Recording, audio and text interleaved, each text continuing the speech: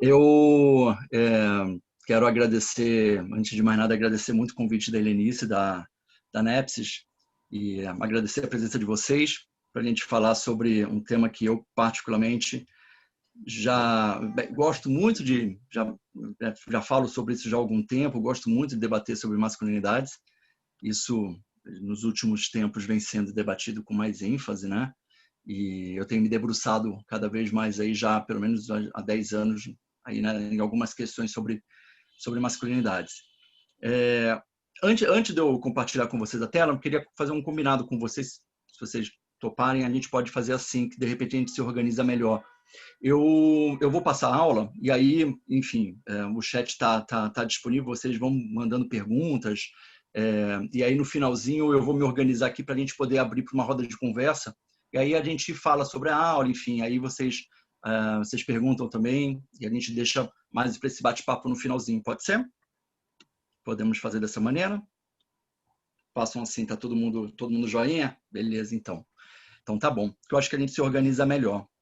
E eu acho legal que o chat é gostoso, porque o chat é muito rico, né? O debate de vocês aí, as perguntas, as conversas, elas vão enriquecendo também. Então, por favor, mandem no chat que a Helenice vai ficar, né, Helenice? Você me ajuda nesse processo, né? Depois de ir anotando as perguntas também. Tá bom.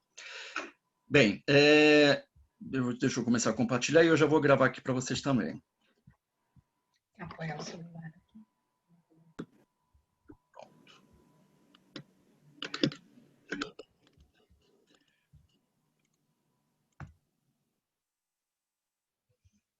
Prontinho. Pronto. Bem, já está gravando. Então, eu vou falar um pouquinho um pouquinho sobre o título da aula, né? Que eu acho que falar sobre... Lógico, a gente tem ouvido nos últimos... Principalmente nos últimos 5 anos, a gente tem ouvido tem sido mais debatido, né? Tem sido mais aprofundado essas questões, o debate sobre masculinidades, né? Numa perspectiva de desconstrução, de ampliação, né? De uma ressignificação no entendimento de papéis, de expressões de gênero, papéis de gênero, mas principalmente pensando na categoria homem, né? Olhar para masculinidades é a gente repensar e ressignificar o homem na sociedade, e isso nos últimos 5 anos isso tem sido um aprofundamento aí, né, em artigos, livros. Hoje em dia tem um material muito vasto a respeito disso, e eu quero inclusive contribuir um pouquinho com essas referências, porque talvez eu não elucide muitas questões, talvez é mais uma aula mesmo para colocar algumas pimentinhas aí e eu acho que criar, né, esse murmurinho mesmo, esse debate, algumas reflexões, suscitar, né, essas reflexões, e as referências talvez ajudem aí depois né, vocês explorarem um pouco mais também esse campo de estudo, e que é uma área que realmente vem crescendo cada vez mais, vem ampliando cada vez mais conhecimento, produzindo conhecimento. Masculinidades plurais, eu pensei muito nesse título porque... E aí onde eu quero fazer uma ênfase aqui, né? Chamar atenção para a masculinidade no plural. Esse S aí, ele tem um propósito. Porque eu, quando dou essa aula, então, olhem bem para mim, né? Olha só, né? Deve estar chegando a imagem aí para você este homem todo barbudo, essa barba quase que preenchendo a tela de vocês aí. E eu sou um homem branco, eu sou um homem cis, eu sou um homem hétero, e eu falo de um lugar, portanto, né, o meu lugar de fala é um lugar de um homem, portanto, dentro desses parâmetros, desses recortes sociais. E uma das preocupações, sempre em falar em masculinidades, é a gente poder olhar para o homem não a partir do homem hegemônico, que é este homem que vos fala, né? Que é o homem branco, hétero, cis, normativo, né? Classista, né? Que, enfim, que parte de um lugar da sociedade com privilégios, acessos. A desconstrução, e é por isso que a pluralidade das masculinidades é provocativa, porque a desconstrução parte justamente de você se deslocar, sair desse lugar e olhar para outros homens que não fazem parte de uma leitura hegemônica, né? Os entendidos não homens, né? Os compreendidos socialmente como não homens. Então, de quem que nós estamos falando? Dos homens negros, homens índios, homens com deficiência mental e física. Nós estamos falando de adolescentes. Existem homens que não contemplam, não são contemplados, melhor dizendo, a partir de um entendimento hegemônico social. Então, poucos homens, uma minoria, se alimentam dessa hegemonia. E aí, quando a gente coloca uma pluralidade no entendimento de masculinidades, a gente passa a olhar para outras, a gente começa a ter outras referências e ter a gente tem deslocamentos, a gente começa a olhar para outras vivências, né? Para outros entendimentos para além dessas hegemonias. Daí, masculinidades plurais, né? E essa pluralidade que eu quero trazer um pouquinho também na aula, né? E aí, é lógico, esse complemento das hegemonias, das possibilidades, porque o lugar hegemônico do homem parte de algumas ideias, né, históricas e sociais que sempre, né, se mantiveram aí, foram construídas e se mantiveram socialmente a partir da ideia de dominação, de, né, ser homem forte, austero, dominante, né, provedor. Então, essa ideia hegemônica, ela também passa por um processo de desconstrução à medida que a gente começa a olhar para essas outras referências, e daí a ideia de possibilidades, né? Hoje a gente fala em masculinidade tóxica, que eu vou trazer a gente vai discutir sobre isso, mas eu gosto também de pensar em masculinidades possíveis, né? Por isso da ideia de possibilidades aí, né? Que eu acho que é esse entendimento deste homem que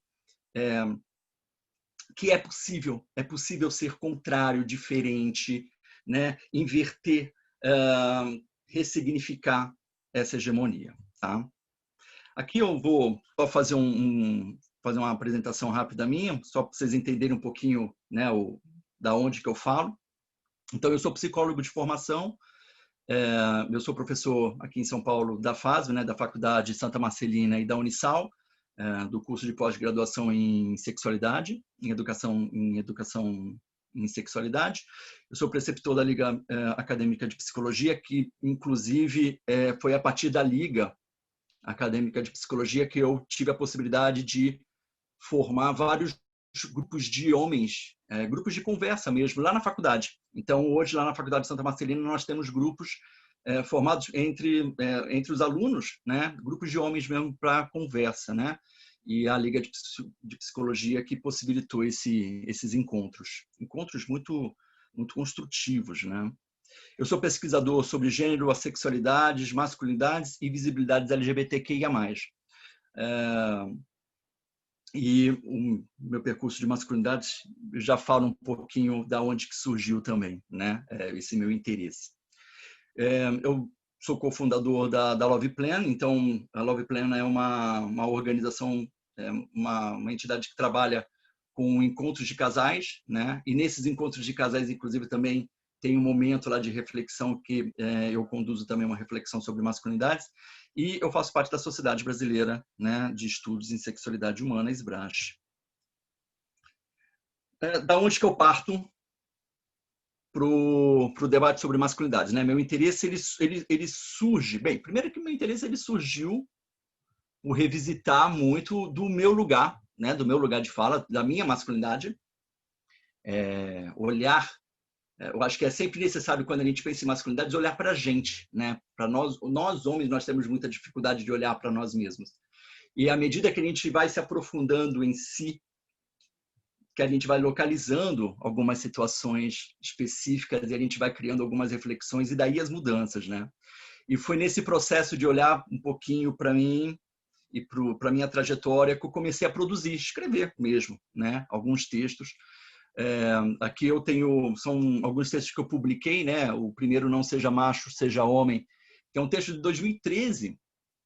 Até antes, para falar a verdade, eu publiquei, mas tem os textos que são achados, encontrados no Google, são textos de 2013. onde eu começo a refletir um pouquinho sobre esse movimento, né, do macho que começa a sair de cena, a ideia do macho, né, sair de cena, e onde o homem vai se localizando, desconstruindo essa ideia de macho. Reflexões acadêmicas sobre estupro marital. Aí, numa outra vertente, né, eu vou falar sobre a violência sexual, a violência do estupro dentro das relações conjugais. O homem cansado, uma breve, né, leitura das masculinidades e a decadência patriarcal. O homem cansado porque é um outro lugar onde eu me encontrei também, né? Um homem cansado, cansado de ser homem. Este homem, neste modelo, tá? Neste modelo hegemônico, que é uma hegemonia que também nos aprisiona, né, enquanto homens. Então, por isso, do homem cansado. E a lexitimia, que foi o artigo mais recente que eu publiquei. Todos eles vocês podem encontrar, inclusive, no Google Acadêmico. Só não o primeiro. O primeiro, se vocês fizerem uma busca simples pelo Google, vocês acham. Todos os outros 3, no Google Acadêmico, vocês encontram. E a lexitimia, que eu vou falar um pouquinho mais para frente também sobre esse estudo, que são estudos mais atuais, digamos assim, sobre masculinidades. E aqui eu acrescentei essa tela recente, porque eu, com muita felicidade, chegou anteontem, inclusive, a gráfica demorou um pouquinho para entregar, mas está pronto aqui, ficou pronto o meu livro, junto com o Carlos Teles, que é um outro colega, falando sobre estupro marital. Primeiro livro, pelo menos que eu tenho conhecimento no Brasil, um livro falando sobre o tema.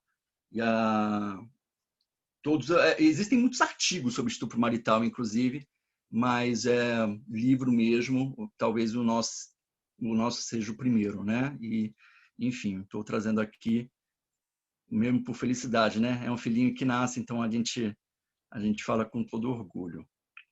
Bem,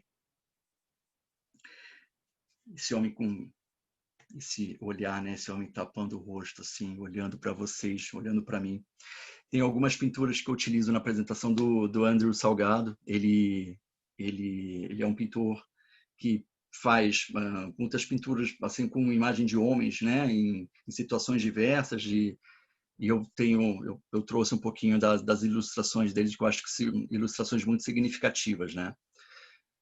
Esse daqui, então, é o momento que eu começo a pensar, e eu acho que é uma proposta que eu gostaria de fazer com vocês, né, para alicerçar o nosso debate, a nossa aula.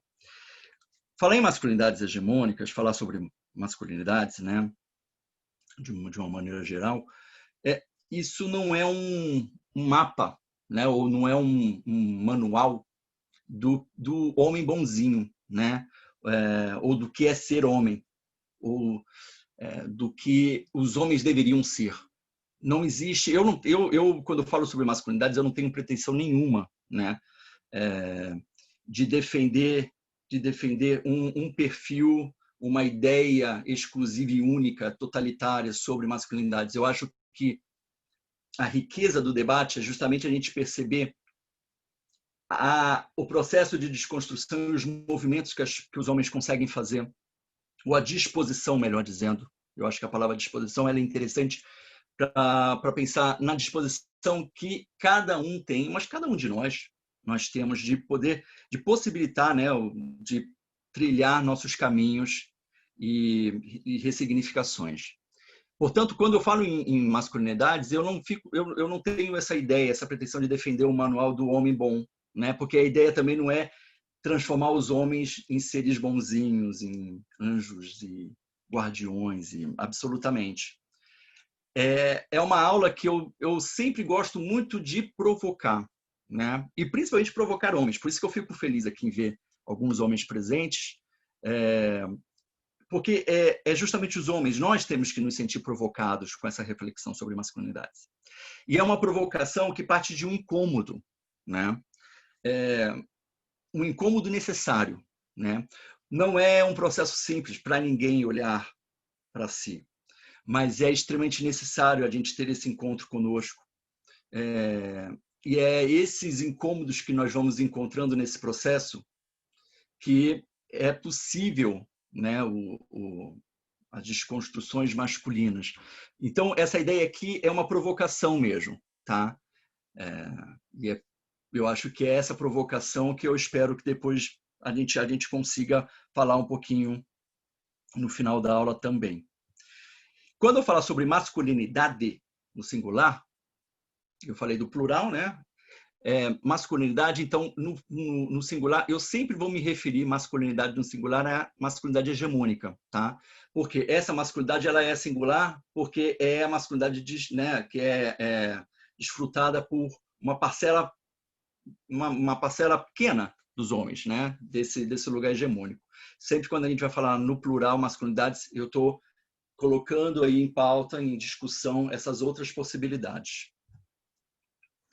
Vou começar a falar sobre... Eu vou agora numa outra vertente, tá? Eu vou trazer alguns números aqui. Vamos começar a falar um pouquinho sobre saúde do homem, para vocês, né? Para a gente sair de algum lugar. Então, pensando nas questões, né? Pensando na questão do suicídio, então, a cada 10 pessoas que cometem suicídio, 8 são homens. E aí a gente tem que levar em consideração que são 800 mortes, né, por ano, um número assim que chama muita atenção, né? Uma morte a cada 40 segundos, mortes por suicídio, né? São 11, só no Brasil, dados, né, no Brasil, dados nacionais, são 11 mil mortes por suicídio no Brasil. Entre os homens é a terceira causa de morte, o suicídio. A primeira causa a primeira causa é agressões e a segunda acidentes de transporte, né? Acidentes automobilísticos. Aqui eu chamo a atenção porque os homens, eles estão se matando mais, eles estão morrendo, né? Eles estão se suicidando, eles estão se matando mesmo. Muito embora o número de tentativas de suicídio nas mulheres é maior. E aí esse dado já me chama a atenção, né? Por que os homens estão se matando mais, né? O que leva os homens a esse estado de solidão, de desespero, de dor, de sofrimento, a ponto de chegar à questão do suicídio, né? Ainda, se a gente fizer um recorte também entre homens gays, os homens gays são um segmento LGBTQIA+, que mais suicida, com 60% de óbitos. Isso são dados, inclusive, do Grupo Gay da Bahia. Quer dizer, são 60%, então, dos suicídios entre pessoas LGBTQIA+, são homens gays, 31% de lésbicas, 6% pessoas trans e 3% de pessoas bissexuais. Ou seja, homens também estão morrendo em decorrência do suicídio, também fazendo esse recorte, por exemplo, de orientação sexual. E aí, se a gente expor, né, se a gente estender esse debate sobre saúde do homem, a Organização Mundial da Saúde e a Organização Pan-Americana da Saúde, a OPAS, prevê que homens vivem, em média, de 5 a 8 anos a menos que as mulheres. Em relação à negligência, em relação à própria saúde, a OMS indica que 52% de doenças crônicas não transmissíveis acontecem com homens, como cardiopatias isquêmicas, e 75% maior entre eles do que em mulheres. E que em 36% dessas mortes, entre os homens, poderiam ser evitadas se eles tivessem mais cuidados com a própria saúde. Então, aí vem duas questões, né? Estão morrendo mais em decorrência do suicídio, e aí tem toda uma questão, né? Tem uma questão psíquica, emocional, social, que a gente pode, né? Aí a gente teria que entrar, se aprofundar mesmo no debate sobre o suicídio, que já mereceria uma aula à parte, né? Mas, além disso, a gente sabe que isso é uma questão cultural, de uma negligência também, de um não olhar para si, né? De um não acolhimento, de um não cuidado. Hoje em dia, a gente tem falado também do autocuidado, os homens eles se cuidam menos, porque talvez... por que estão se cuidando menos, né? O que está relacionado a essa negligência, esse não olhar, esse autoacolhimento. E eu acho que isso são números para a gente pensar desse lugar de desorientação, talvez, e de negligência consigo que muitos homens vivem, né? Ainda falando sobre saúde do homem, câncer de pênis. E por que eu estou falando de câncer de pênis? Por uma coisa muito simples, né? que chama muita atenção. Todos os anos, são 1.600 homens que têm o pênis amputado pelo câncer no Brasil. A amputação de pênis é uma coisa, imaginem, é uma coisa extremamente alarmante esse número, levando em consideração também que muito de casos de amputação acontece por conta de higiene inadequada, né? Então, quer dizer, existe uma negligência à saúde e existe uma negligência a este corpo, né? Quer dizer, quantas coisas mais internamente, externamente, que envolvem este homem, quantas coisas mais e passam batidas, passam, né, desapercebidas, não são olhadas com atenção, né? Não são percebidas por eles, né? Por nós. E aí, esse Lave Sua Bilola, existe uma campanha, inclusive, que o Ministério da Saúde faz, que é sempre um incentivo, né, à higiene adequada ao pênis. Quer dizer, porra, passa sabão no pinto. Isso já vai ajudar muito, né, a você evitar câncer de pênis, né? Existem, lógico, outros agravantes também, mas principalmente você levando em consideração que muitos poderiam ser evitados por conta de uma higiene mais adequada, eu acho que é fundamental a gente reforçar sempre essa ideia, né? Olha só, dito os números, a gente parte então para onde para esse debate, né, sobre masculinidade. Coloco aqui masculinidade, olha só, no singular. Por quê? Eu trouxe aqui um primeiro artigo, né, o Woman Liberation, do Jack Sawyer. É um artigo mesmo, que é um dos artigos talvez mais conhecidos, um dos pioneiros que vão falar sobre essa liberação masculina, né? E o Jack Sawyer, ele é psicólogo, ele era psicólogo, em 1970 ele já vinha com essa ideia do homem se liberar os afetos, sentimentos, de poder dar vazão a esses sentimentos muitas vezes represados, né? É um artigo pioneiro porque talvez dentro dos estudos de masculinidade seja o grande referencial, né? E tempos depois, em 1993, o Frank Pittman, psiquiatra, ele vai escrever também um artigo que vai falar sobre masculinidades, mas voltado para a questão da paternidade, no qual ele considera que a paternidade é um dos fundamentos, né, um dos princípios de desconstrução, né, onde o homem ele começa a olhar um pouco mais para si, né, e onde esses sentimentos e os afetos começam a ser trabalhados de uma outra maneira, porque o filho, né, os filhos causam nesse homem, né, permitem esse homem um olhar mais afetuoso, mais amoroso com si, com o outro.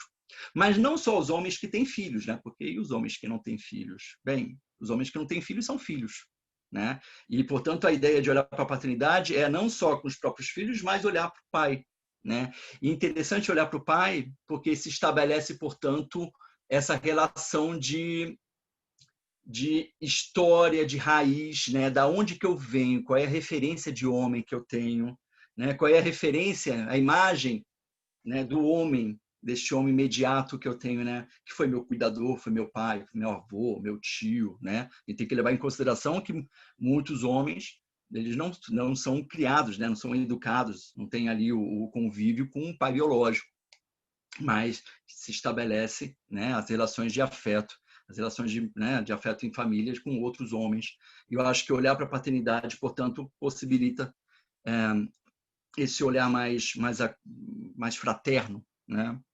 Então, é um pouco que o Frank Pittman traz também. Mas, quando a gente vai pensar em masculinidades, essa ideia da pluralidade masculina vem justamente com a Ryan Connell, em 1980. Ela é socióloga e historiadora australiana. A Ryan Connell, que mulher trans, bem que se diga, ela nasceu em 1944 e foi registrada como Robert Connell. Então, existem alguns textos que vocês vão ter contato com e vão estar assinados como Robert Connell. Nós estamos falando da mesma pessoa. Inclusive, a Ryan Connell, depois que ela fez a transição em 1997, ela começou a revisitar, ela revisitou alguns textos, ela inclusive assinando novamente esses textos com o nome social dela, o nome adotado por ela, né? E então a Ryan Connell, eu acho que talvez seja a figura aí que desponte, né, hoje no cenário, que melhor fale sobre o que trouxe esse debate mesmo sobre as pluralidades masculinas. Então eu acho muito rico. Eu vou deixar a bibliografia, vou mostrar algumas. Eu vou deixar tudo aqui que eu estou falando. Realmente depois vocês vão acessar pelas bibliografias e as referências no final. Mas eu acho que quem quer começar a iniciar um estudo mais aprofundado sobre masculinidades hegemônicas, termo esse inclusive cunhado por ela, comece com a Ryan Connell. Ela tem 2 livros maravilhosos, depois eu vou mostrar também um pouquinho eles, que eu acho que são referenciais. Olha só o que ela, uma frase que ela nos diz, que ela já traz para uma reflexão. As masculinidades são criadas por meio de um processo histórico com dimensões globais, atravessados pela classe, raça, diferenças nacionais, regionais e geracionais. E é por isso que eu enfatizo tanto naquela imagem, olhando para vocês, porque que eu falo do lugar que eu parto, qual é o meu lugar de fala. O meu lugar de fala, ele tem eu falo de um lugar onde eu reconheço muito privilégios e os acessos que eu tenho. Justamente por quê? Porque eu sou este homem hétero, branco, cis, normativo. Todo normatizadinho, sabe? Dentro da caixinha, bonitinho, né? Mas essas caixas, essas caixas masculinas, todos nós vivemos, né? Os homens vivem dentro dessas caixas, só que os lugares da onde são pensadas essas caixas ou essas vivências são lugares diferentes. E é por isso que eu acho importante essa frase da Connell, porque falar sobre classe, né, é um ponto de vista totalmente diferente, né? Quando você vai falar, por exemplo, do homem preto periférico, né? A periferia, ela tem uma outra linguagem, ela tem um outro posicionamento, ela tem um outro lugar, uma outra dinâmica, inclusive. E eu acho que é importante a gente olhar também para a periferia nesse sentido, para contextualizar, né, entender os movimentos sociais também. A questão da própria, né, raça e etnia, eu acho que é primordial a gente sempre trazer para o debate de masculinidades a fala, né, e o entendimento de homens pretos. Eu acho que isso é extremamente necessário mesmo. Eu acho que é um momento, nós vivemos num momento social onde debater o racismo ele é imprescindível, né? Diferenças nacionais, regionais, geracionais até pensando também nessa questão da própria paternidade, mas pensar também em gerações, né? Quando eu falei lá atrás sobre adolescentes, hoje, tudo bem, os adolescentes de hoje, há 30, 40 anos atrás, os adolescentes são sempre adolescentes, né? Os adolescentes de 40 anos atrás continuavam sendo adolescentes, só que com perspectivas bem diferentes, principalmente nessas 2 últimas gerações já inseridas, né? A internet, essa globalização. Então, nós também contextualizamos, entendemos masculinidades a partir deste lugar, né?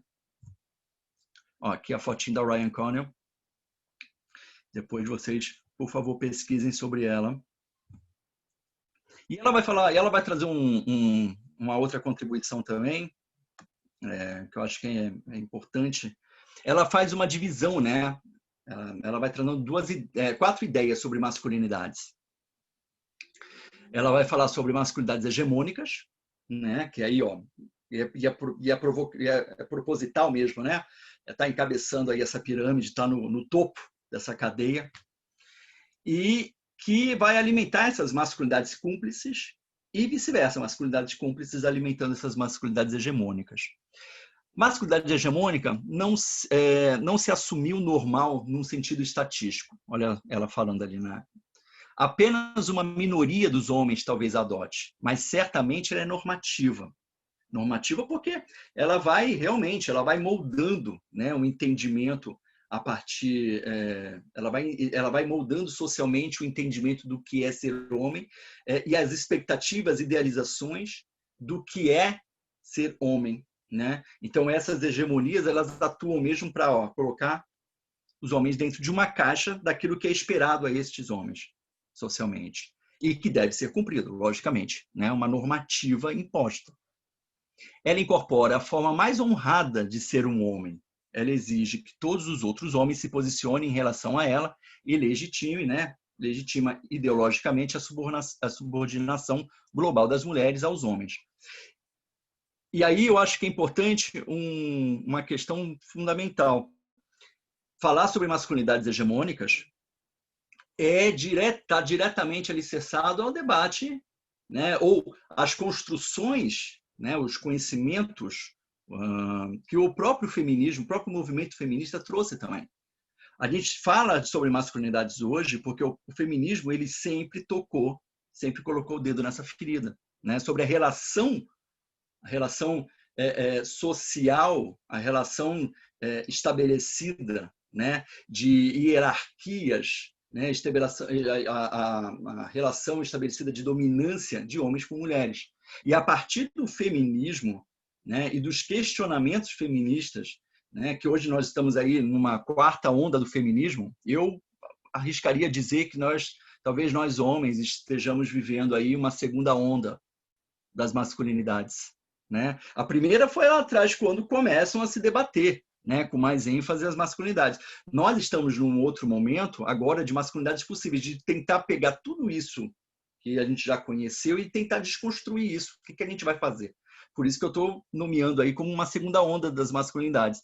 Mas o feminismo ele está diretamente ligado a esse processo de desconstrução e um olhar, né, a todo esse conhecimento, né, essas construções e também desconstruções dos homens. Masculinidades cúmplices são aquelas, portanto, que não são os homens que desfrutam totalmente dessa hegemonia, porque eles ficam um pouco à parte, eles querem fazer parte, né, dessa hegemonia, e eles são cúmplices porque, talvez um exemplo para ilustrar isso, dessas masculinidades cúmplices, é aquele cara que a pessoa... Vou usar me vem um exemplo forte, impactante, mas eu acho que talvez seja necessário para isso, porque o tema pede. Sabe, um caso recente que teve no Rio de Janeiro, um estupro coletivo de uma adolescente numa das comunidades do Rio. E aí, não só ela foi estuprada, ela foi violada, né? Ela foi violentada, como tiraram fotos, né, inclusive, e depois postaram fotos dela nas redes, não sei se necessariamente nas redes sociais, mas compartilharam em grupos de WhatsApp. A masculinidade cúmplice é aquela que não estupra, não comete a violência, mas tira foto do lado, né? Ela está ali concordando, né, com aquela situação, faz parte daquilo. Por isso que essas duas setinhas, ó, tá vendo? Eles vão se alimentando, se retroalimentando, né? É um ciclo entre masculinidades hegemônicas e cúmplices. Em detrimento, e aí por isso do raio mais distante, né? As masculinidades subordinadas e as masculinidades marginalizadas ou subalternas. Elas estão à parte, elas estão à mercê dessas outras masculinidades, do ponto de vista da Connell.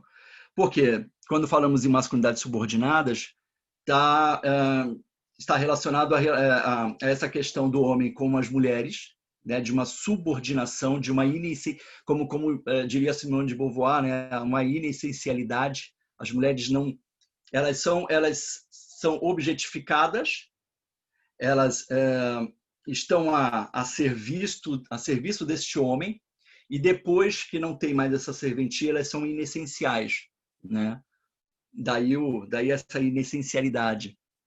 E as masculinidades marginalizadas, né, ou subalternas, aí sim vai trazer esse debate mais classista e de raça e etnia, que vai falar sobre estes outros homens, né, os homens negros, índios, periféricos, enfim, aí vai para um outro segmento, mas que nessas duas perspectivas de masculinidades é onde eu falo que seriam os não homens, porque eles não fazem parte, eles não estão próximos, nem próximos, eles estão muito distantes dessa ideia hegemônica de masculino. Aqui duas referências, eu estou falando de livros e artigos, né, para trazer outras referências aqui, eu acho que vocês já devem conhecer, talvez o mais conhecido deles, é esse documentário Silêncio dos Homens, que vocês podem acessar pelo YouTube, né, um documentário maravilhoso do ano passado, se eu não me engano, 2019, e esse outro aqui, o The Mask You Live In, também é bastante conhecido, e de 2016, se não me engano, esse. Eu acho que também vocês encontram pelo YouTube, tá? O Silêncio dos Homens, ele tem aproximadamente um pouquinho mais de 1 hora, e ele tá na íntegra, tá no YouTube. É só digitar lá, O Silêncio dos Homens, vocês têm acesso a esse documentário. Mas esse outro aqui também, ele é muito bom, tá? O The Mask You Live In. Tem um terceiro ainda, esse aqui, ó, Precisamos Falar com os Homens, uma jornada pela igualdade de gênero. Esse documentário também, esse aqui também tem no YouTube, tenho certeza disso. Ele é muito bom, eu gosto, porque esse documentário ele vai trazer para o debate, ele é anterior, né? Ele é de 2016, ele é anterior ao Silêncio dos Homens, e ele vai falar sobre, ele vai trazer também para o debate sobre masculinidades as questões da feminilidade, do feminino, do feminismo. Então, eu acho que é um outro bom referencial aí. E esse documentário, ele originou depois um estudo que eu deixo depois a referência dele no final, que é um estudo gráfico, inclusive, que é o Precisamos Falar com os Homens, do mesmo, né, o mesmo título do documentário. Vocês depois podem acessar também. Aí já é uma parte já escrita, com alguns dados estatísticos que são importantes. Eu vou trazer algumas coisinhas também desse estudo, tá? Na aula. Aqui um videozinho, e aí vamos ver se ele toca aí para vocês numa boa. Endereçar. O que os homens estão escondendo por trás de tantos silêncios? Para discutir masculinidades é essencial abrirmos essa caixa. 83% das mortes por homicídios e acidentes no Brasil têm homens como vítimas. Eles vivem 7 anos a menos que as mulheres e se suicidam quase 4 vezes mais. 17% deles lida com algum nível de dependência alcoólica. Quando sofrem um abuso sexual, demoram em média 20 anos até contarem isso para alguém. Cerca de 30% enfrentam hoje ejaculação precoce ou disfunção erétil. Homens são 95% da população prisional no Brasil, sendo que a maior parte dos encarcerados são jovens, periféricos e com ausência de figura paterna. Negros e LGBT sentem muito mais boa parte disso. Mesmo diante desse cenário, apenas 3 em cada 10 homens possuem o hábito de conversar sobre seus maiores medos e dúvidas com seus amigos. Os homens sofrem, mas sofrem calados e sozinhos. É isso aí. Esse é um trechinho retirado do documentário Silêncio dos Homens, tá?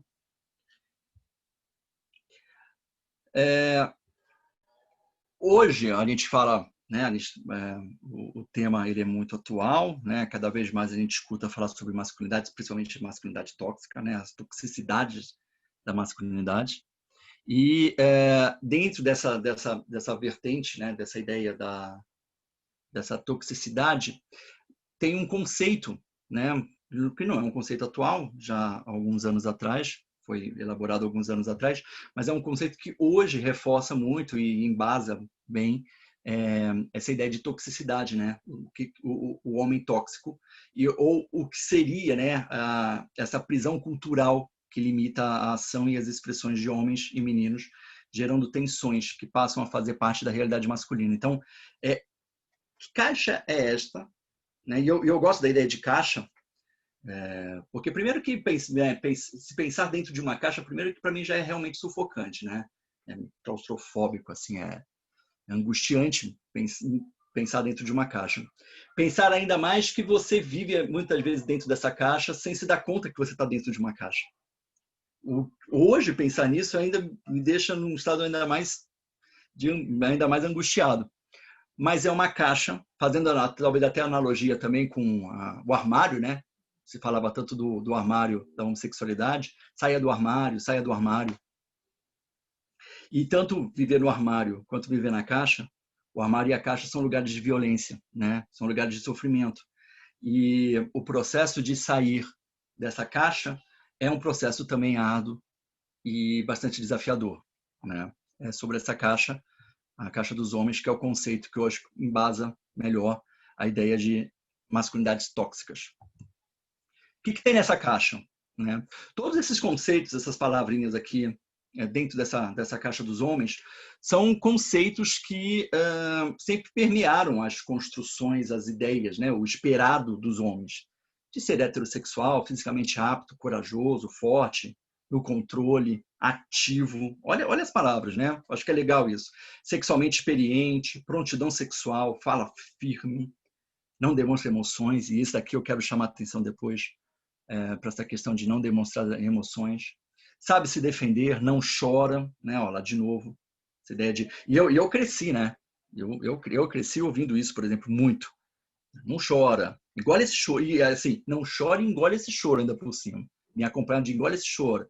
Você é menino, né? Para de ser menininha. E eu escutava isso, né?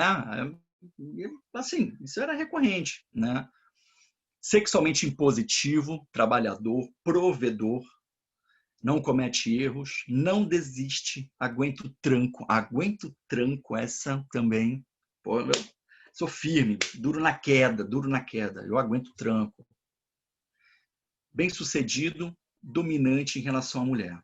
Bem, eu dou ênfase aqui a todas essas palavras, porque elas permeiam mesmo e são conceitos impositivos mesmo, né? Que agridem, né? Hostilizam. E hostilizam porque à medida que você tenta se encaixar nessa caixa, você vai entrando num processo mesmo de... Você vai se dissociando, né? Você vai se esvaecendo, você vai se esquecendo, você vai se reprimindo também, né? Porque é um processo de repressão também, né? Você não concorda com certas coisas, mas, pô, para fazer jus àquilo que esperam de mim, eu concordo, eu faço, né? Eu digo, né, uma coisa, mas no fundo eu penso outra, porque eu tenho que mostrar para as pessoas que eu sou isso, né? Eu não posso revelar minhas fraquezas, eu não posso revelar minhas emoções, porque imagino o que as pessoas vão pensar. Eu tenho que ser bem-sucedido, porque é essa concepção que, né, é o que as pessoas esperam que eu seja, né, um homem bem-sucedido, porque eu sou competitivo, imagina, ainda por cima tem essa, né? A gente compete de várias formas e nós homens somos muito competitivos. Partindo de uma ideia básica, né? Que a gente às vezes a gente compete no sexo com, por exemplo, tamanho do pinto, né? Tamanho do pênis. Tem um estudo que afirma que, por exemplo, as mulheres, num processo de infidelidade conjugal, elas se sentem muito mais agredidas e ofendidas, elas levam mais em consideração o aspecto do afeto, das emoções. Se o homem ele se vinculou, ele se relacionou, né, e estabeleceu uma relação de afeto com a outra parceria, em relação aos homens que se sentem mais ofendidos e agredidos numa situação de infidelidade, quando a mulher ela tem prazer, né, ou ela estabelece relação sexual com o outro parceiro. Aí também é um outro campo, mas é que me veio esse estudo agora para fazer essa comparação.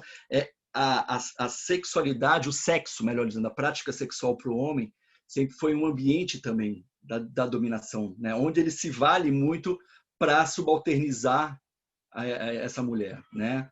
Ou este outro homem, porque nas relações entre homens gays também existe muito dessa relação de dominância e dominante, né? Do ativo passivo, mas existe toda uma hierarquia sexual em detrimento disso, né? Ou em consequência disso. Nos anos de 1980, esse termo, né, a caixa dos homens, né, para explicar de onde que surgiu. O educador Paul Kivel, o Alan Creighton e outros do Auckland Men's Project desenvolveram um trabalho com homens adolescentes em escolas públicas e com resultados transformadores, dando origem ao conceito. Então, essa organização, né, essa ONG, ela visitava escolas nos Estados Unidos e eles promoviam rodas de conversa, isso lá em meados ali dos anos de 1980, e a partir dessas conversas, o Paul Kivel ele foi percebendo, né, algumas falas, alguns posicionamentos dos adolescentes, e onde originou, né, esses conceitos da caixa dos homens, né? E aí, em 1990, em 1992, que ele vai formular mesmo a ideia da caixa dos homens, que no termo original era conhecido como Acting Like a Man Box, que era a caixa do agir dos homens. Isso sofreu uma pequena modificação pelo Tony Porter, né? Que é um ativista. O Tony Porter tem um vídeo dele no YouTube muito bom, um TED, que ele fala sobre masculinidades. É bem legal o vídeo do Tony Porter falando sobre esse processo de masculinidades e falando sobre a caixa dos homens. E o Tony Porter, enquanto ativista, ele visitava, né? Ele ia em presídios e fazia com rodas de conversa também, né? Com os presidiários e era justamente a partir deste encontro nos presídios que ele adaptou esse termo, a caixa do agir, como homem, para a caixa dos homens, porque ele entendeu que era uma linguagem mais simples, mais rápida, imediata ali, de mais, né, fácil discussão. E aí nós chegamos, né, usamos essa caixa do homem como conceito hoje, como conceito atual no debate sobre masculinidades. E aí, tudo que, bem, se tem coisas dentro da caixa, conceitos dentro dessa caixa, existem conceitos fora. Porque, além de tudo, essa caixa ela não só serve para moldar este homem socialmente, afetivamente, mas é uma caixa que o protege, né? O protegeria também daquilo que este homem tem que se afastar, daquilo que ele tem que negar, porque o que fica fora da caixa é justamente aquilo que o homem ele não pode se aproximar, né? São ideias como menininha, maricas, gay, bebezão, bicha, covarde, esquisito, filho da mamãe, nerd, criado pela avó, frouxo, fracote, sabe? Ideias que este homem hegemônico, ele não quer tocar nisso, ele não quer se aproximar, né? Por quê? Porque vai desvincular, né? Vai descaracterizar justamente essa ideia hegemônica e de dominância, né? Então, eu acho curioso porque eu não só identifico conceitos dentro da caixa que permeiam a minha masculinidade, como eu reconheço também que os conceitos fora dela também passaram, né, e me incomodaram em determinados momentos quando eu escutava. Quando uma vez, por exemplo, eu nunca gostei de futebol, né? Nunca tive muita paciência para assistir futebol e sou péssimo jogando bola, confesso a vocês. E, lógico, na escola sempre tinha lá, né, a educação física. Eu era daqueles que eu ficava meio excluído, assim. O pessoal não me escolhia muito para o futebol e geralmente eu ia para o gol, né? O que já me causava assim uma angústia, né? Já na seleção do time. E por várias vezes, né? Eu não me sentia muito à vontade e o pessoal me chamava para jogar bola e eu falava, não quero jogar bola. Teve uma vez que eu neguei e aí o pessoal falou, os outros meninos falaram para mim, mas deixa de ser bicha. Foi a primeira vez que eu lembro assim, ter escutado esse termo bicha. Eu falei, cara, mas o que é isso, bicho? Bicha? Por que eu sou bicha? Bicha do quê? Né? Eu fiquei sem entender. E foi a primeira vez que eu lembro de ter contato assim, com o termo bicha, né? Que aí depois você começa, aí você vai conversando e aí você associa. E olha só a associação dessas palavras aqui, como elas estão próximas de uma ideia do feminino, né? Ou seja, essas palavras também, elas já denunciam o quê? Eu tenho que viver dentro dessa caixa, moldado, né, dentro dessa caixa dos homens e me afastar daquilo que me aproximaria da mulher, do feminino. Porque o feminino é o lugar, dentro de um entendimento hegemônico, é o lugar da fraqueza, né, da diminuição. Então, né, o menininha, né? Então, para de chorar, você é menino, né? Tá chorando que nem menininha, né? Né? Esse afastamento do feminino é um propósito e é um lugar comum da hegemonia masculina, né? Dentro dessa caixa, dessa perspectiva. Agora, os modelos de homens que nós tínhamos, né? Ou que nós temos ainda, porque eles existem, são muito reais, talvez sejam parecidos com... Quando eu falo em modelos de homem para vocês, qual é o primeiro homem que vem à cabeça de vocês? pelo menos para mim, hoje, né? Depois já de um processo aí minimamente de desconstrução e ressignificações, quando eu penso em homem, né? Penso muito no Rodrigo Hilbert. Não, Rodrigo Hilbert não é o modelo de homem, né? Jamais. Não é este. O Rodrigo Hilbert, ele é um homem aí, mas não é esse modelo. Talvez o modelo vocês podem escolher à vontade. Talvez seja um desses aqui, ó.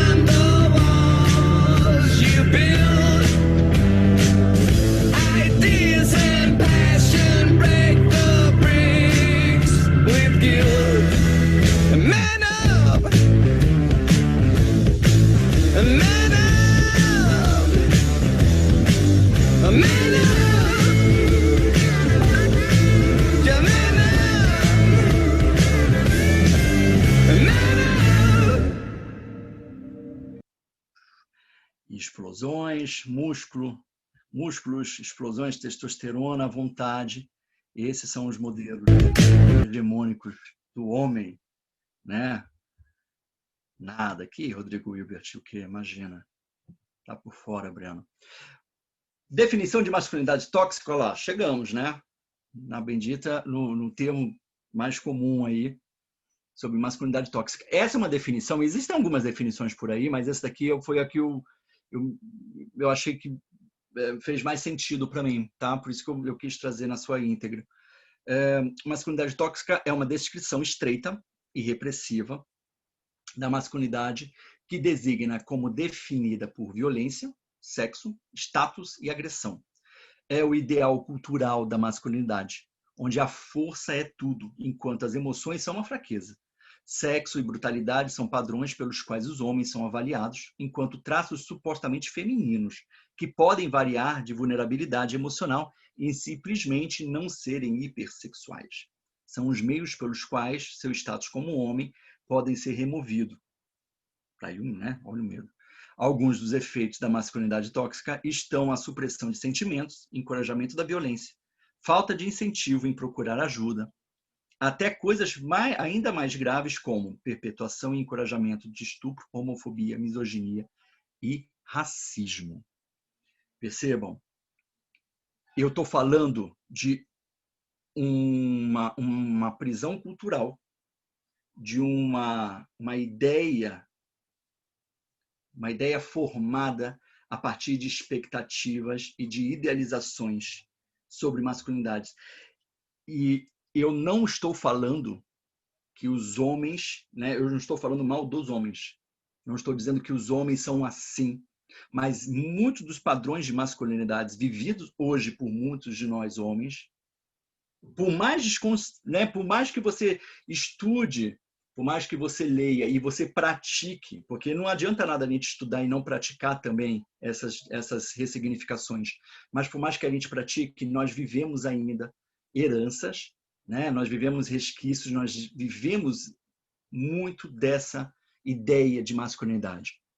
Portanto, é preciso desmistificar que falar sobre masculinidades é a gente atribuir aos homens, o lugar do violento, até porque a violência ela permeia a sociedade, a nossa existência, o marco da civilização passa por momentos, né, e por situações de violência.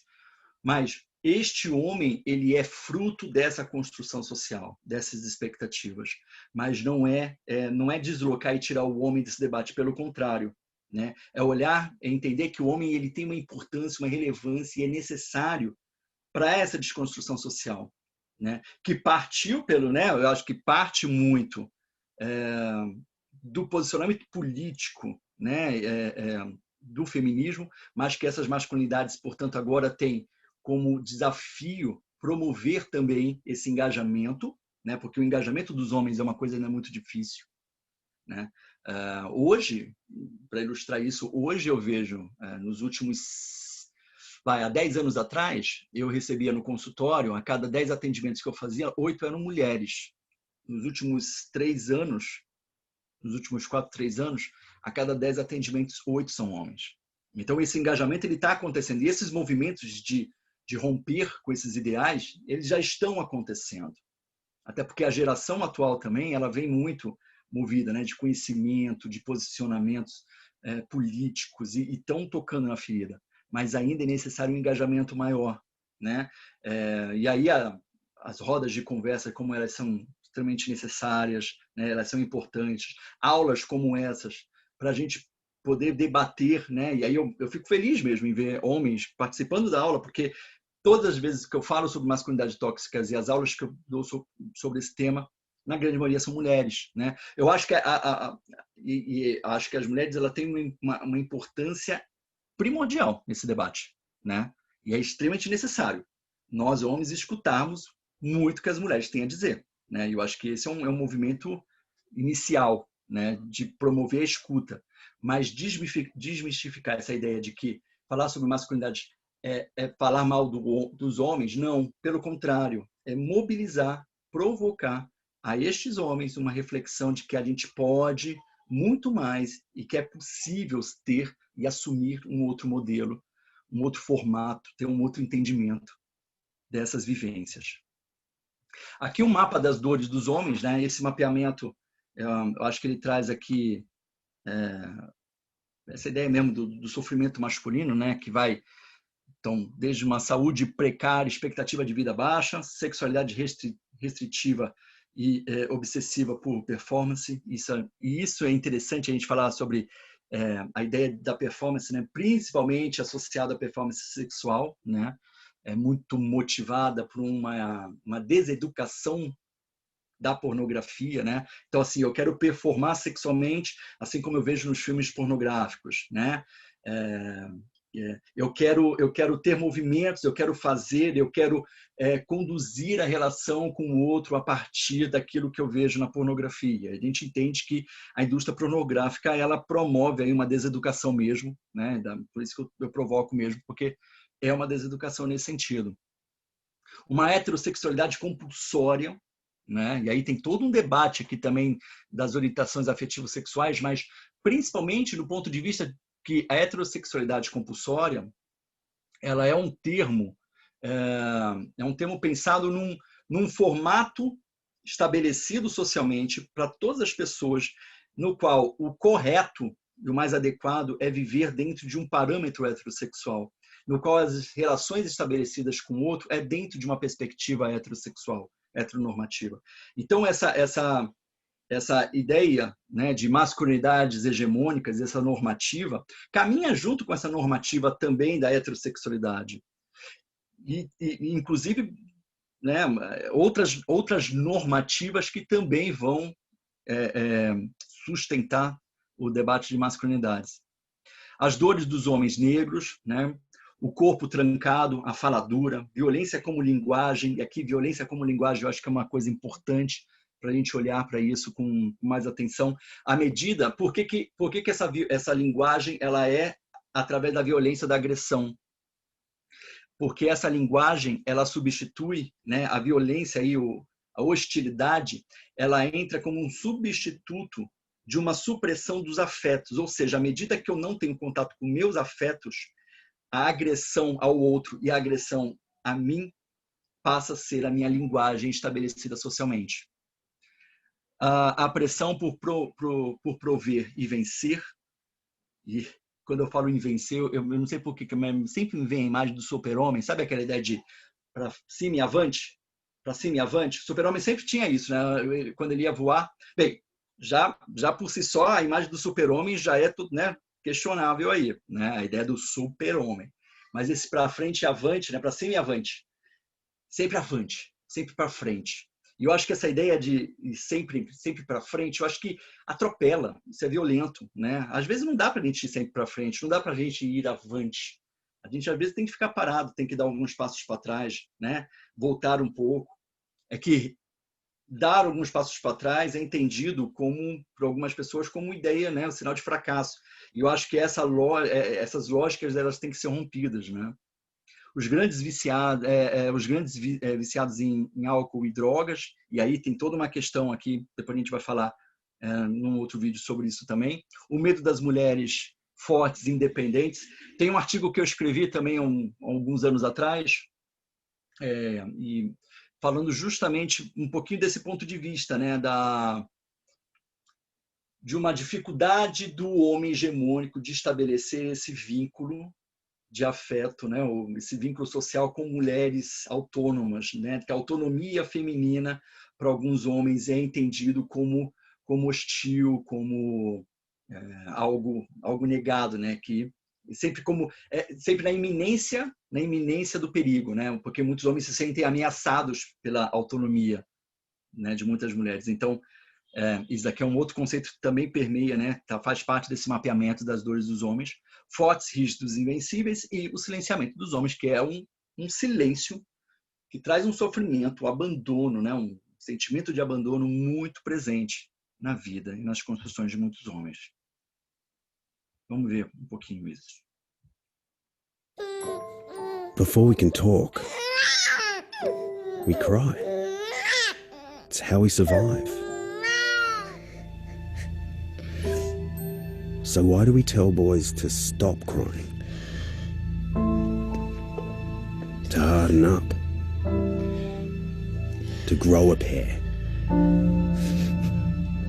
Well, fuck that. If you feel down, speak up. Because silence can kill. It takes guts to show pain. It takes a man to feel. It takes balls to cry.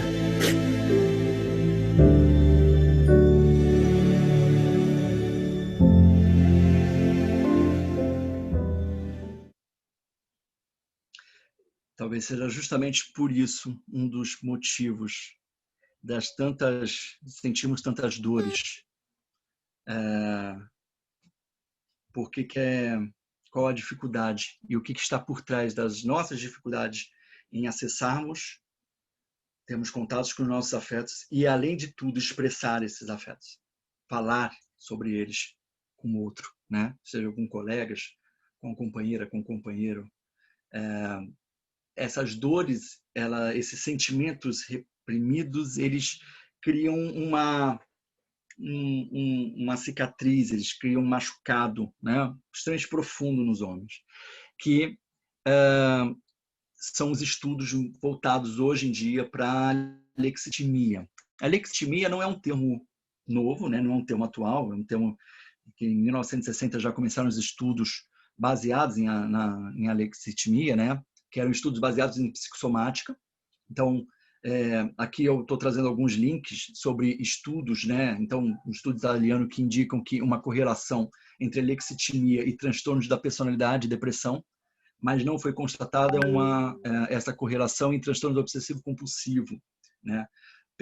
A pessoa apresenta grande dificuldade para usar uma linguagem apropriada para expressar e descrever sentimentos e diferenciá-los de sensações corporais, ou seja, a pessoa que vivencia a lexitimia, ela tem uma dificuldade em não só reconhecer e identificar aquilo que está sentindo, como nomear, né, sobre esse sentimento, sobre essa sensação, né? E é por isso que faz muito sentido a gente tentar contextualizar a lexitimia dentro das masculinidades, porque um estudo nos Estados Unidos mostrou que 80% dos homens que apresentavam algum tipo de transtorno, algum transtorno mental, ou alguma questão, né, relacionada a situações emocionais, tinham dentro de um parâmetro da lexitimia, que tem toda uma tabela, né, de aplicação, né, todo um estudo mais voltado, mais aprofundado sobre a lexitimia, eles se enquadravam dentro desses parâmetros, né? 80% dos pacientes que tinham situações ou estavam vivenciando situações de transtorno mental tinham questões emocionais relacionadas, e desses 80% eram homens, né, desses pacientes. Então, essa relação entre a lexitimia e masculinidade talvez comece realmente a fazer bastante sentido.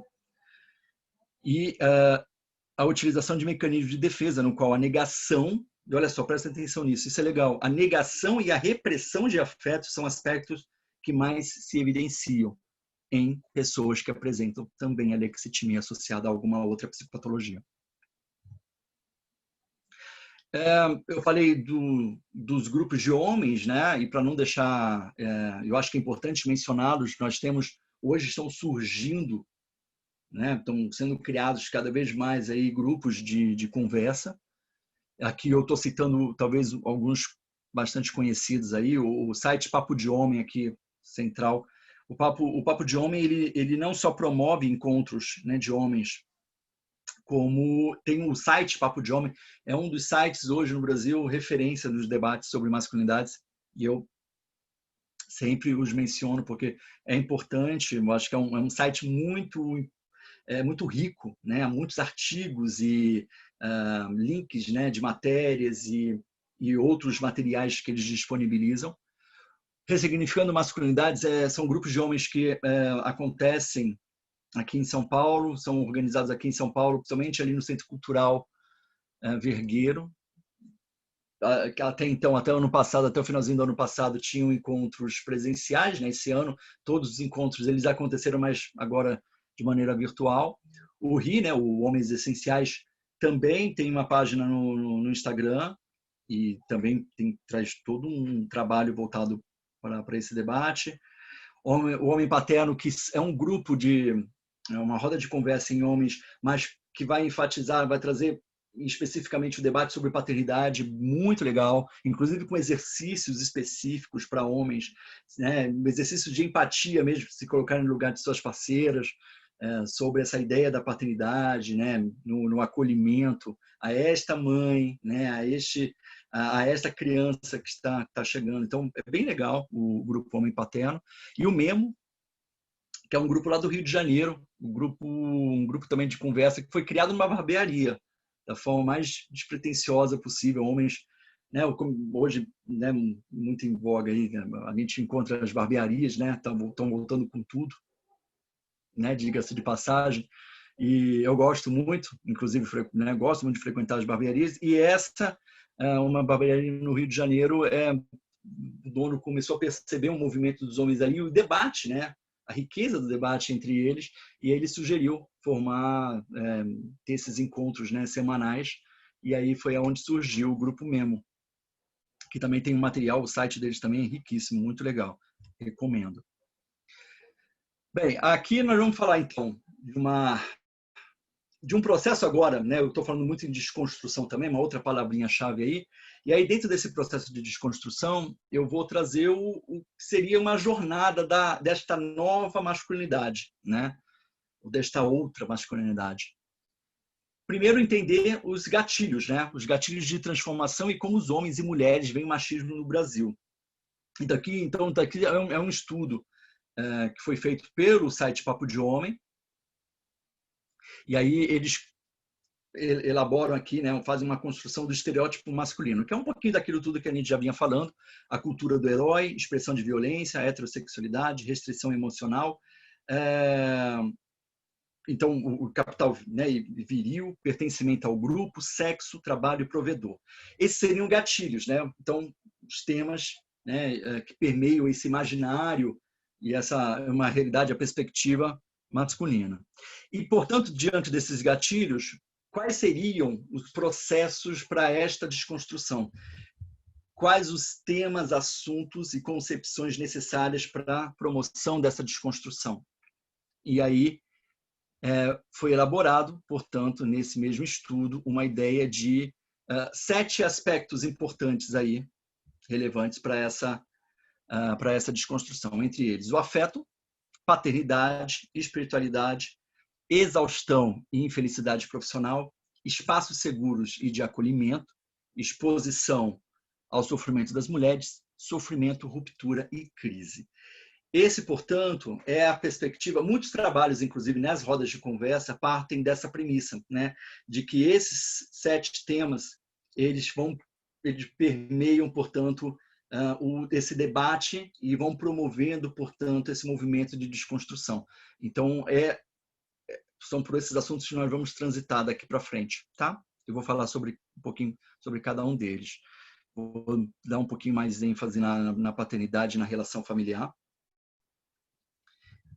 A gente começa pelo afeto, né? E aí eu vou trazendo alguns dados também para a gente pensar. Falar sobre seus sentimentos permite ao homem olhar para si e olhar para uma emoção negligenciada, ocultada e esquecida. Acho que o vídeo do choro é para, né? Esse vídeo que eu passei, esse último vídeo que eu passei é justamente para provocar isso. À medida que o homem ele quer chorar, e eu vi, engraçado, pensem em vocês, quando é que vocês viram o pai de vocês chorar? Né? Eu, por exemplo, eu acho que eu vi o meu pai chorar eu posso contar nos dedos, assim, numa mão só, viu? Umas 2 vezes. E a primeira vez que eu vi meu pai chorar, foi uma coisa assim doída, porque para mim me transmitiu mais a dor dele em ele segurar o choro do que necessariamente se ele tivesse chorado, né? Porque o homem ele segura mesmo, ele retém, ele quer prender esse afeto, né? Ele não quer colocar, ele não quer expor, até porque expor é entendido como um enfraquecimento, né? O que as pessoas vão pensar, como é que vão me julgar. Então ele retém, e à medida que ele retém, segura esse sentimento, esse afeto, você vê só no vídeo, né, no choro, como o próprio rosto, né, vai deformando. Tamanha força que os homens fazem, às vezes, para não extravasar, né, não possibilitar esse afeto. Sendo que é justamente o afeto, e eu acho que é por esse aspecto, né, esse é o ponto primordial que vai encabeçar aí esse processo de desconstrução, é olhar para a afetividade, aonde começa todo o debate sobre masculinidades possíveis. Se a gente não olhar para esse sentimento, se a gente não falar para o outro sobre aquilo que a gente está sentindo, aquilo que a gente está pensando, né, e explorar com as nossas redes de apoio sobre o que nós estamos sentindo, fica muito difícil, né, o meu processo de ressignificação, porque eu vou sempre viver algo preso, eu sempre vou, a tendência é eu levar uma vida sempre muito aprisionada. E me permitir esse afeto, me permite, inclusive, me destravar, né? 56,5% dos homens gostariam de ter uma relação mais próxima com amigos, expressando mais afeto e podendo falar sobre sentimentos e dúvidas. 56% gostariam de fazer isso. E muitos não fazem, né? Por quê? Porque entre grupos de homens tem lá, né, os assuntos típicos e tem os assuntos restritos, né?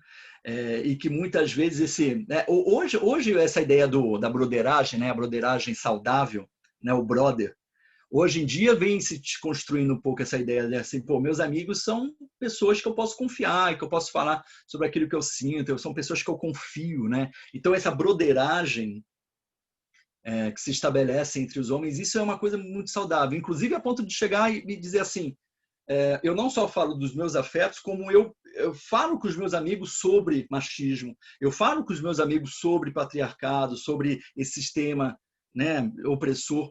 É interessante ver como os movimentos eles começam a acontecer também entre os próprios homens, de se policiarem, de recriminarem, corrigirem outros homens quando tem falas violentas, agressivas, né, inadequadas. Então, pô, cara, essa piada não é legal, sabe? Pô, essa piada é racista, não é legal falar isso, né? Pô, não é desse jeito que... Você acha que é dessa maneira que você tem que tratar a tua companheira, pô? Então, eu não só vejo os homens falando sobre afeto com outros homens, estabelecendo essa relação de broderagem saudável, como também entre os grupos de homens é importante. Quando eu falei sobre praticar essa desconstrução, a prática é justamente você chamar a atenção do teu amigo, do teu tio, do teu primo, sobre comportamentos inadequados e violentos e agressivos que eles estão tendo, posicionamentos equivocados deles. Eu acho que é essa prática necessária, né, que vai fazer com que cada um de nós homens, a gente comece os nossos processos também de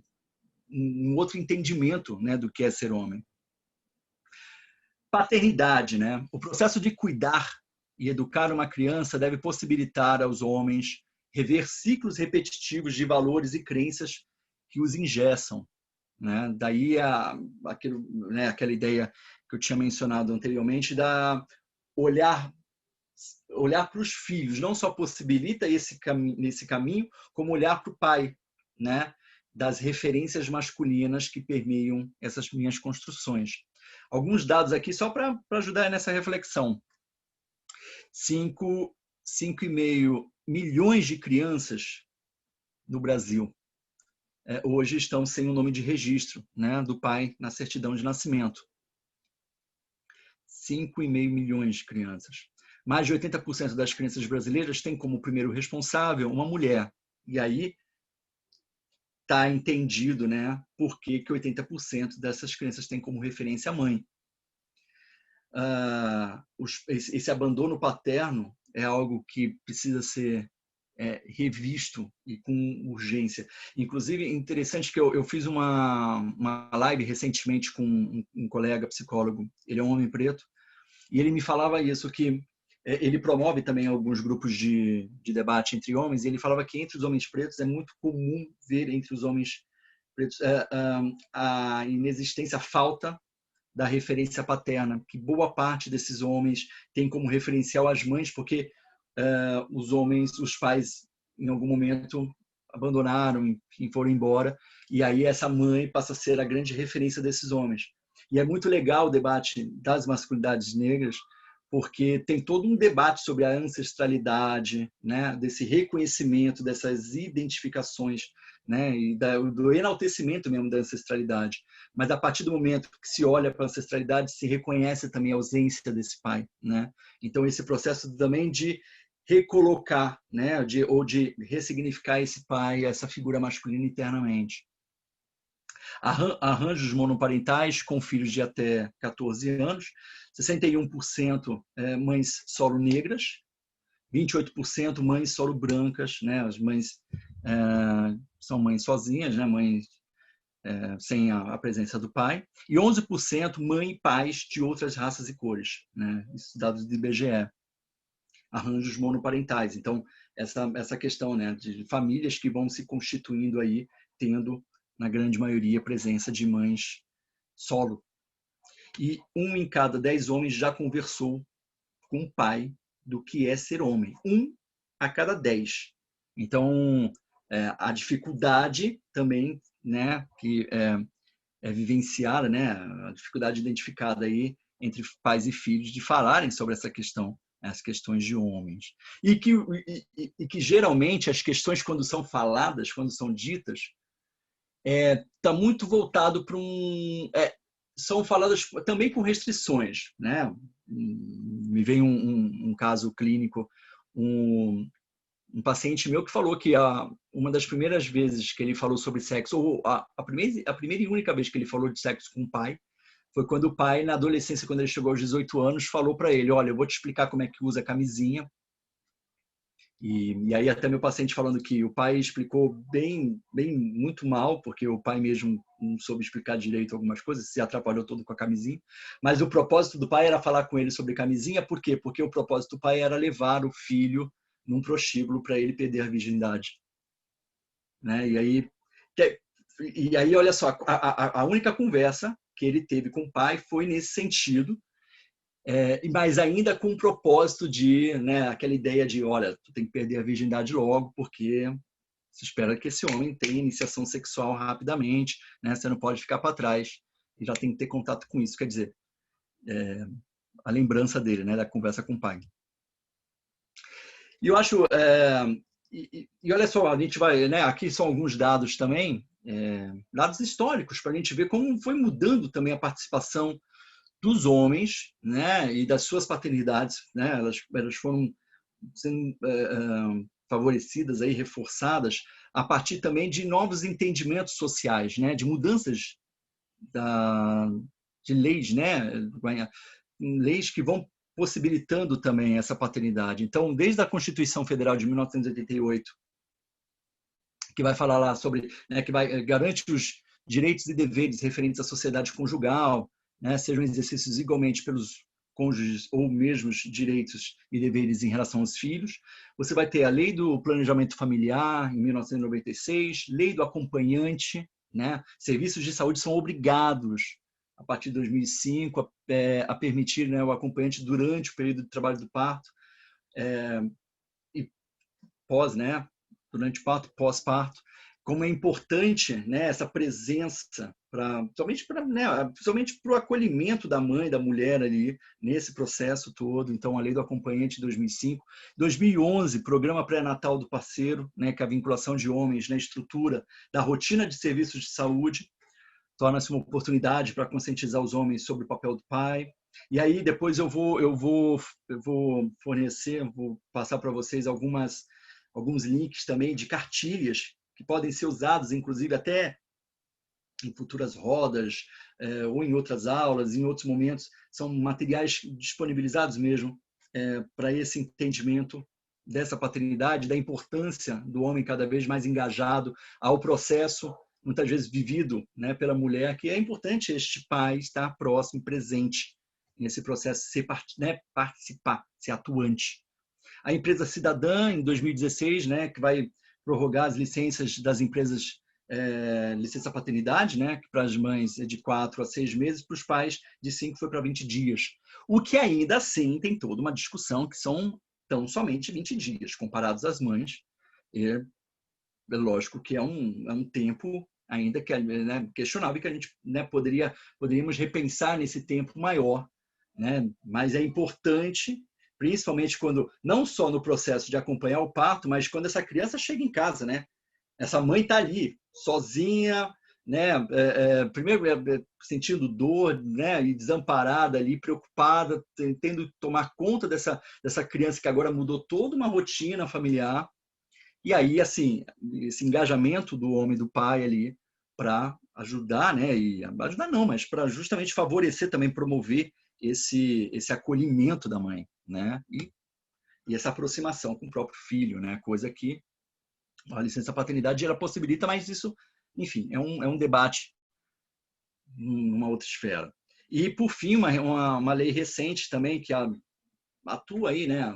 Ajudou um pouquinho nessa remodelação aí das paternidades, que é o Espaço Família, né? Aqui em São Paulo, tornaram-se obrigatórios trocadores em espaços neutros, né? E em ambos os banheiros, tanto masculinos e femininos, tem lá o trocador, né? De fraldas, enfim. E aí tira um pouco aquela lógica, né? Desmistifica aquela lógica de que, né? Então a criança precisa trocar a fralda da criança, a mãe pegava a criança, ia para o banheiro, o pai atuante vai também e atua e faz, né? E participa. Então eu acho que é importante. Essas leis vão contribuindo um pouquinho, e eu acho que também as leis elas vão demonstrando também um próprio entendimento social da importância, da relevância, não só do assunto sobre masculinidade, mas como é importante essa ideia da paternidade, né?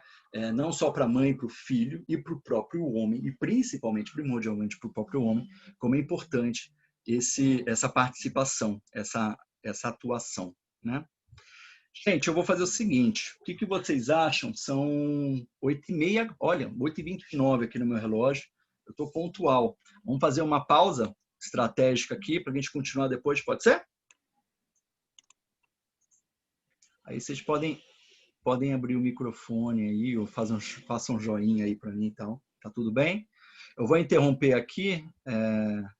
Eleni, você quer parar a gravação primeiro?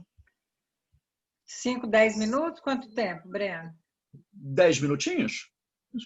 Fica redondinho.